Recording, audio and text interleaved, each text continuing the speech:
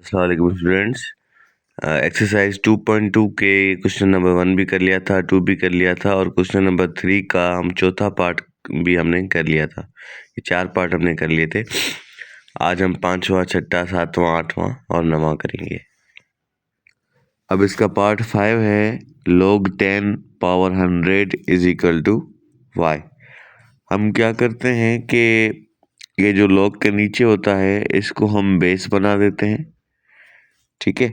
और जो इक्वल के बाहर होता है उसको हम इसकी पावर बना देते हैं और जो रियल में पावर होता है उसको हम इक्वल के बाद यहाँ पर लिखते हैं, ठीक है।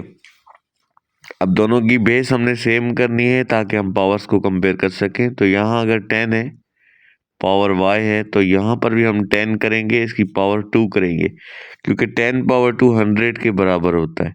अब दोनों की बेस सेम है, ठीक है। Base is same, so compare powers। तो हम पावर्स को कंपेयर करेंगे। अब पावर इधर क्या है, y है, इज इक्वल टू, इधर पावर 2 है यानी y is equal to 2। This is your answer. बिल्कुल सिंपल एंड इजी। अब इसका पार्ट 5 है log a power 64 is equal to 3, ठीक है। तो a को हम बेस बना देंगे और उसकी पावर हम 3 को बना देंगे, जो ऑलरेडी पावर में है वो इधर ले आएंगे, ठीक है।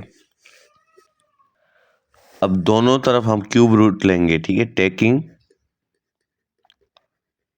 Taking cube root on both sides, ठीक है। यहाँ पर भी हम क्यूब रूट लेंगे और इस तरफ भी हम क्यूब रूट लेंगे। अब इसका जो क्यूब है वो क्यूब रूट से कैंसिल हो जाएगा, यहाँ बचेगा a।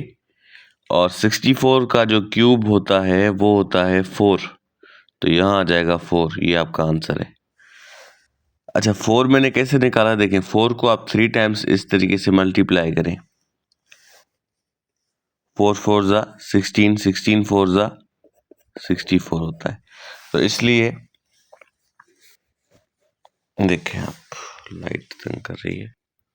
हमने क्या किया, जो a था उसको बेस बना के ये इसकी पावर बनाई और यहाँ पर आ गया 64। क्यूब रूट दोनों तरफ लिया। इसके ऊपर पहले ही क्यूब था ना, तो वो क्यूब रूट से कैंसिल हो गया। यहाँ इसका जो है हमने क्यूब रूट निकाला तो वो 4 आया, ठीक है, क्योंकि 4 को 4 टाइम्स मल्टीप्लाई करें तो 64 आता है। अब क्वेश्चन है 7वां। log सबस्क्रिप्ट है a पावर है 1 इज इक्वल टू 0। a को बेस बनाएंगे, ठीक है। ये जो 0 है इसकी पावर कर देंगे और जो 1 ऑलरेडी पावर में है उसको इक्वल के बाद लिख देंगे, सही है। अब आप लोगों को रूल पता होगा कि जो पावर 0 होती है, पावर 0 इज इक्वल टू 1 होता है, ठीक है। पावर 0 मीन्स 1, तो इसलिए a इज इक्वल टू 1। बस यही आपका आंसर है। पावर 0 का मतलब 1 होता है ना, तो a का जो वैल्यू हो गई वो 1 हो गई। बस वो कैसे हो गई, देखें कि अगर इसके ऊपर पावर हमारी जो है 0 है तो इक्वल 1 के है, तो इस तरफ भी 1 है, यानी कि हमारा कोई भी इधर ना डिवाइड हो सकता है ना मल्टीप्लाई हो सकता है। आंसर तो हमारा 1 ही आना है, तो इसलिए a इज इक्वल टू 1। अच्छा, अब है log, उसकी सबस्क्रिप्ट है 55, उसकी पावर है 55 इज इक्वल टू y, ठीक है। तो हम क्या करेंगे, 55 को बनाएंगे बेस, y उसको पावर देंगे और ये 55 हमारा इधर आ जाएगा। अब दोनों की बेस सेम है, इधर भी 55 है इधर भी 55 है, base is same, so compare powers. जब बेस सेम हो तो हम पावर्स को कंपेयर करेंगे। तो पावर इसकी y है और इधर कुछ भी नहीं है तो 1 है, तो y इज इक्वल टू 1। अभी लास्ट है 64 log 64 power 8 is equal to x upon 2। तो 64 को हम बेस बनाएंगे, उसको पावर देंगे हम x upon 2 is equal to 8। ठीक है, तो दोनों की बेस को सेम करते हैं।